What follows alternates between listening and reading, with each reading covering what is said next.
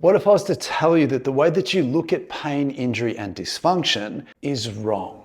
And that a slight change in perspective may help you better understand exactly why you have your symptoms and help you reframe what you may need to do to get those symptoms to go away and keep them away forever. My hope is that over the next 10 to 15 years, thanks to videos like this one, that this may become the way that we need to think about pain and injury if we're ever going to conquer this space. So let's dive into it.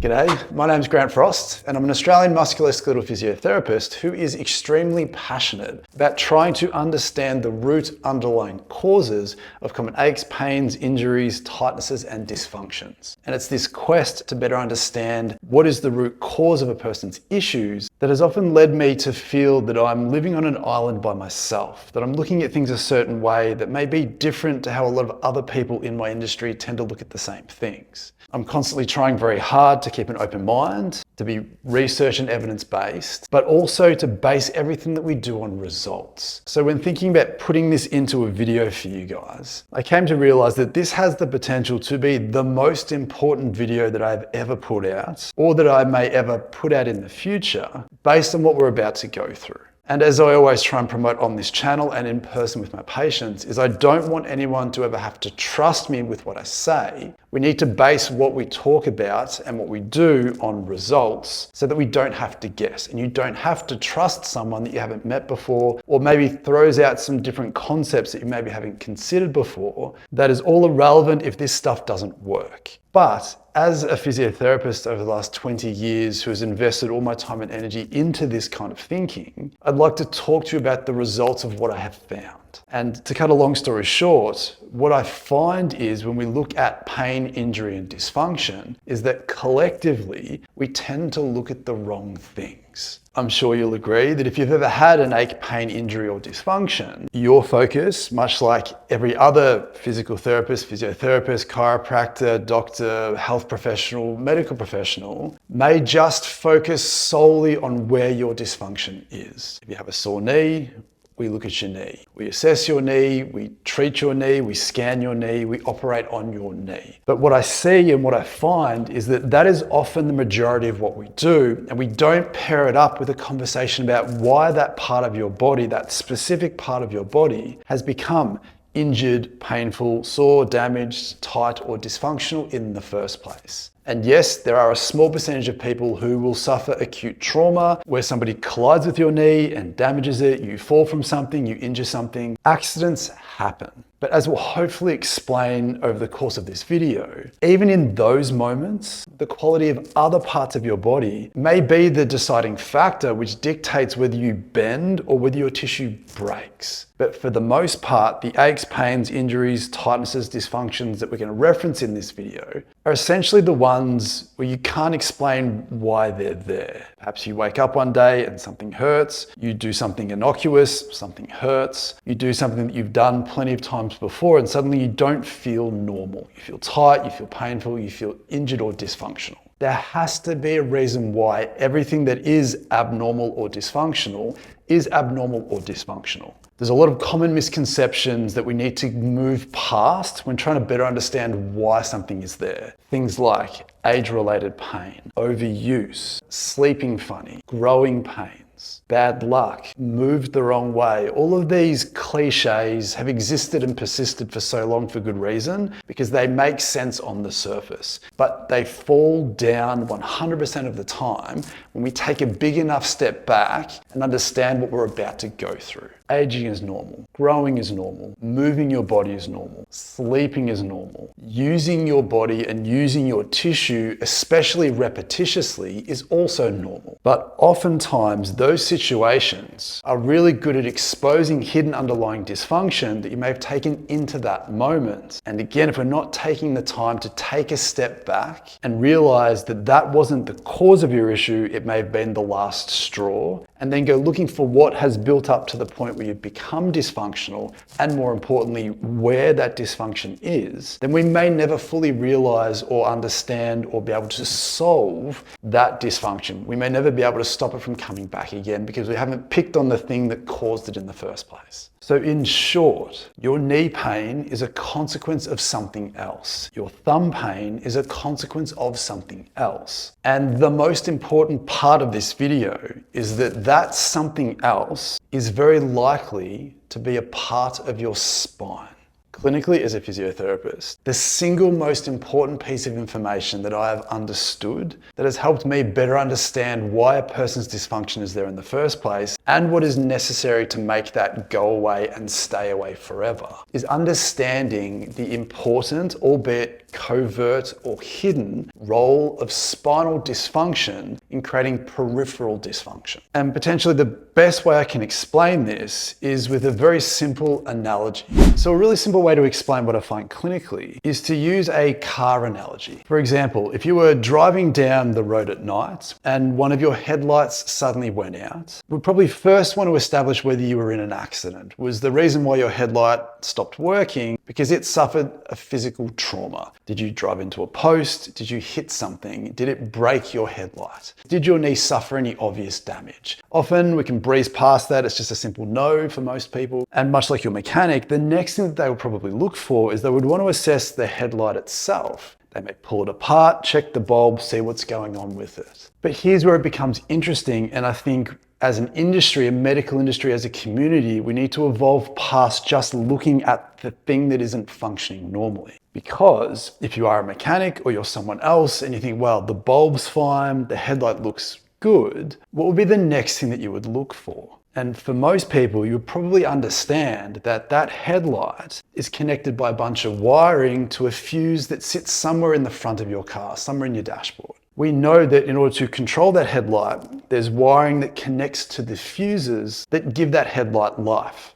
And if the headlight looks good and functions normally, then there's a very good chance that something somewhere else was the cause of that. And this is what we tend to miss when looking at pain and injury, is that we don't assess the fuse box to see if something is causing a problem somewhere else, especially because that fuse box is essentially the spine. It is the exit point where all the nerves and neural tissue come from that then travel down to different parts of our body and supply the function and the sensation of that area. So in mechanical terms, if you've had someone assess your knee, you've run some scans, you've done all the local testing, but you haven't checked out the corresponding level of your spine that may influence the function of your knee, then you may genuinely be missing the entire picture that gives meaning to why one knee is sore randomly and not the other, or at least why one knee feels worse than the other. Because we have deliberately made and designed cars, we have all the parameters and all the understanding in front of us. We can just flick to a necessary page and troubleshoot with more accuracy and more efficiency. But what I hope a video like this can help you do is help fill out that human manual a little bit more and understand that our body functions from the core and the center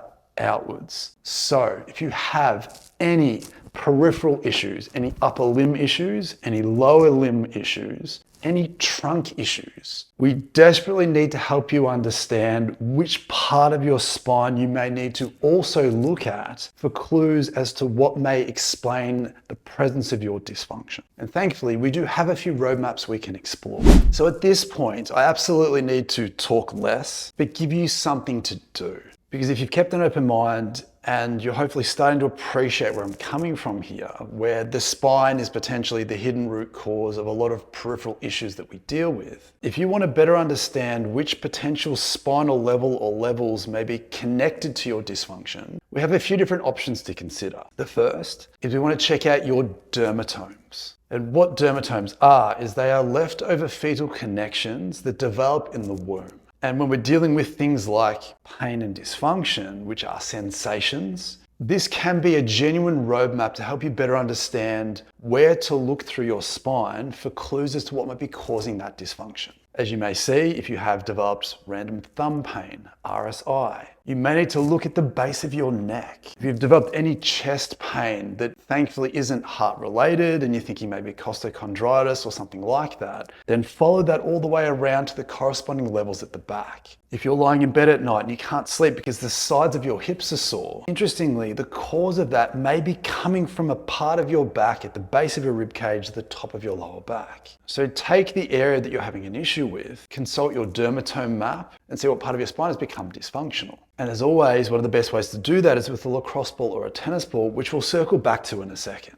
The second thing to consider are things called myotomes. Much like dermatomes, these are leftover fetal connections, but tend to associate more with muscle tissue. So if your dysfunction is muscle weakness or muscle tightness, getting a general sense of which part of your body correlates to which part of your spine, again, can be a great place to look for clues of that hidden dysfunction that may help you better explain why that dysfunction is there. And the third thing to consider is we also want to consider which physical nerves and nerve roots supply the function of that area. For example, if you have knee pain and you know that the musculature around the knee are often supplied in part by the femoral nerve, which runs all the way through your thigh and starts at your lower back, then we have something to consider. Not only can dysfunction in your lower back cause the nerve to act dysfunctionally, especially if one of your symptoms is cramping, muscle tightness, muscle weakness, but if the origin of that nerve at your spine is tight and you've essentially pulled a bunch of mechanical slack out of the system, then anything along the course of that nerve can also become tight, potentially weak and dysfunctional as well. But the moral of this story is that if you know exactly where your symptoms are, and again, it doesn't have to be painful, it can just be a tight muscle or a weak muscle if you're talking about glutes, for example, there will be a segment or segments of your spine that may ultimately be stiff and tight that you need to resolve to give permission for those things to feel and function better again. So once you have a general idea about which level of your spine you may need to look for, grab your lacrosse ball, tennis ball. You can lie down on the floor, whatever works best for you. You can also do it sitting or standing up against a wall. So what you can do is if you take that ball, and as we always do on the channel, we want the ball right in the middle, but literally rolling straight off to the side onto the fleshy part. What we're doing here is we're putting pressure through the joints of your spine. We don't want to be on the bumps down the middle, just the bony bits. Either side of that are the joints, and there's soft tissue, muscular tissue that runs either side of that. We want to be on those spots, looking for things that feel stiff, tight, or restricted compared to the other side. And the tricky thing about this is that the dysfunction could be on either side of your spine. For example, if you find that you've got a bunch of stiffness through some joints in your back on the left-hand side at the level that corresponds to gluteal function, then your left glute might be tight or your right glute may be weaker, depending on how it's expressing itself in your body. But we don't need to preempt anything, we don't need to guess. All we want to do is that we want to do a movement or an activity that helps you appreciate how your symptoms feel to begin with. Do something that annoys your thumb. Stretch in a way that alerts you to how tight your hip feels. Bend and squat, use your knee, get a sense of how it feels, then immediately go looking for the corresponding levels that you have identified through your dermatomes, your myotomes, and your nerves and nerve roots. Look for anything that feels stiff, tight, or restricted on either side. Spend enough time physically letting the ball press in. Give it space and time for that soft tissue to give, for the joint capsule to release or to free up a little bit, to the point where when you stand up and walk around again, you want to feel like, as you've worked up and down those levels of your back or your neck or wherever it is, that you physically feel looser than you did beforehand, so that you know that you've seen change. We want to be results-based. If you get up and you don't feel any looser through here, you probably haven't done anything, and then we can't progress to understanding whether that's impacting your symptoms in a meaningful way. Base everything on results. Loosen yourself up, feel a sense of freedom through the area that you've worked on, and immediately reassess the same exercise or activity that generated your thumb pain, that alerted you to how tight your hip felt or how sore your knee felt. If these parts of your back are stiff, restricted, overloaded, and dysfunctional, and they are influencing your symptoms in a covert, hidden way, you will see some form of an immediate change. Perhaps something feels looser, something feels stronger, perhaps something feels a little less tender or sore than it normally does. We're looking for something to feel different. The only caveat is if the consequence that you're experiencing is that you've torn your quadricep muscle, or you've broken or damaged a ligament or an injury, then clearly there's going to be a ceiling on how much improvement you can make by potentially treating that hidden cause. You may still need to do something that helps you heal, Time may be a factor. You may still need to strengthen and loosen the things that have become weaker and tighter. But at the very least, by treating a part of your body that isn't where you feel your symptoms, it can help you better understand the process that your body took over however many days, weeks, months, or years to set that tissue up to fail in the way that it has. And again, circling back to what we spoke about before, where even if you've suffered some acute trauma and that has broken or damaged something in that instance, where the force that was applied just exceeded your tissue's ability to tolerate and buffer that, the mechanical stuff that we're talking about may be the thing that robbed you of your inherent ability to buffer that even more. Perhaps if things were different and your spine was functioning normally and your tissue was functioning optimally as well, perhaps you may bend in that moment rather than break. Again, there's still a level of trauma that will exceed even the healthiest and most optimally functioning tissue. But thankfully for most people, we aren't exposed to that. This has completely revolutionized my ability to help solve my patient's dysfunction. It is amazing at taking away all the mystery, because everything has to happen for a reason. If you can't explain to someone or can't have someone explain to you and make sense of everything that you feel has gone on with your symptoms, then you are missing something. We are all missing something. And that island that I feel like I'm existing on by myself a lot of the time is that island of making sure that we prioritize the health and function of your spine, as well as the local health and function of the affected area. And in the spirit of results and the spirit of making sure that we can explain everything, if you have found that individual levels of your spine do correlate with the issues that you're having, then there also has to be a reason why those exact parts of your spine have become dysfunctional. So let's quickly dive into why that might be for you. So as always, if you've been a follower of the channel for a while, or you've seen a video that I put out before, you're probably going to know exactly what we're going to talk about here. I don't think it's super fancy, it's not technically a secret, but like most things, it does take a slight shift in perspective to really understand everything in its entirety. And as I mentioned, if you do feel like there's specific parts of your spine that you have identified that do connect up to the issues that you're having, they do have to be there for a reason. If we take a person's day-to-day existence from the moment that they wake up to the moment that they fall asleep, and we were to consider everything that they do the most throughout the day. And for most people, the reality is that the majority of people of all ages can have the potential to spend a lot of time sitting. Well, that's sitting down watching TV, sitting at a desk, sitting at school, sitting to travel, sitting to relax. The curse of the modern world is that so many of the things that we do day to day require us to sit at the same time. So logically, if we were to rank the things that you do the most often in terms of time spent, you would expect that the majority of the things at the top would revolve around sitting. Perhaps there's some exercise involved, but even still, if you're someone who doesn't identify as being a person who sits a lot, and for me as a physiotherapist, I'm one of those people, what we also need to consider is when you're not sitting, what are you still doing? And for me, if I'm bending over a bed a lot treating someone, then I also need to pay attention to the shapes and positions I'm doing that from.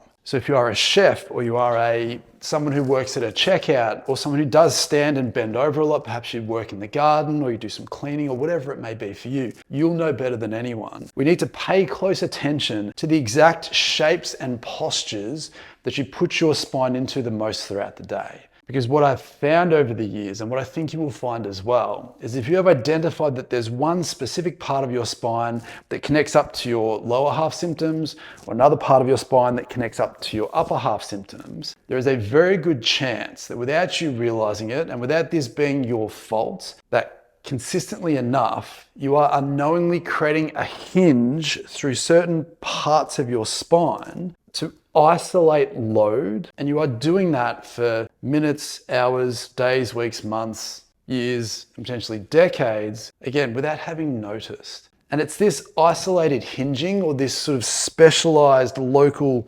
loading that's going on that is abnormal for the body over time, that is a movement away from an ideal posture. Essentially, it's just a less than ideal stationary, isolated shape. Things become stiffer, things become tighter, things become overloaded, things become one step closer to themselves becoming sore and uncomfortable, but potentially never actually getting there for you to feel that expression somewhere else. So you don't have to have pain in your spine to have spinal dysfunction. And for most people, this is one of the hidden secrets to solving people's problems, is that we need to go looking for things that your body isn't telling you to look for, but we know may be connected through the channels that we spoke about before, dermatomes, myotomes, and the nerves, the wiring that connects all of this together. So what I urge you to do is, if you can learn how to be in a good position, where standing up nice and tall, shoulders comfortably back. When you sit down again, ideally you should be sitting in the exact same position or a variation of this than you would be if you were standing. If you are leaning over doing something, we need to make sure that the hinge is coming through your hips and your knees so that you can maintain that spinal integrity, that postural integrity, without getting sucked into a position that is less than ideal over days, weeks, months, and years. And I want to make a big deal about this point, because if you are in the industry or you have some interest in health and wellness, you will probably know that the research is very ambiguous in terms of the connection between poor postures and pain. And while I agree, and I've talked about this previously in another video, that it is really hard to make a distinct link between a bad posture and pain, because posture can be different for so many different people. Everyone's tissue tolerance is different, everyone's tissue quality is different, everyone's circumstances is different, which means that a person's pain and their painful threshold is also going to be different. That trying to capture this through research may be quite difficult. And I would expect that as we drill down on these points a little bit more, hopefully because of a video like this, we'll hopefully start to re-establish that connection between poor shapes and positions and dysfunction, which may eventually equal pain. We can't have a conversation about fixing people's problems and looking at things holistically in the right way without having a really boring, annoying conversation about the quality of the shapes and positions that you put your spine into the most throughout the day. If you can't appreciate that and hopefully improve upon that where possible, then if you have a persistent issue that's related to that, then you may not necessarily ever give permission for that to go away forever. So if this resonates with you, please consider leaving a like on the video and subscribing to the channel. But more importantly, share this video to someone that you care about that may need to hear that broader perspective. I'm more than happy to try and explain myself consistently about this type of thing, because the results that I find clinically 100% support this. It's not my opinion, it's not my preference. I try to be very agnostic with everything that I do, try and keep an open mind and let the results guide me as to what each person needs day to day. And thankfully, having done that for tens of thousands of people over decades, this is where I've ended up. So with that being said, thank you for watching. Thank you for keeping an open mind and considering what I have to say on this matter. If you do want to help support me and the channel, please consider subscribing and also consider becoming a member. For a few dollars each month, you'll get access to exclusive content from me. You'll get better access to me as well. And if you have any aches and pains that you need some help with, please consider booking in an online consultation with me, and we can try and apply this thinking to your issues to see what we can come up with. But again, thank you for watching. I hope that that was helpful and insightful, and I'll talk to you soon.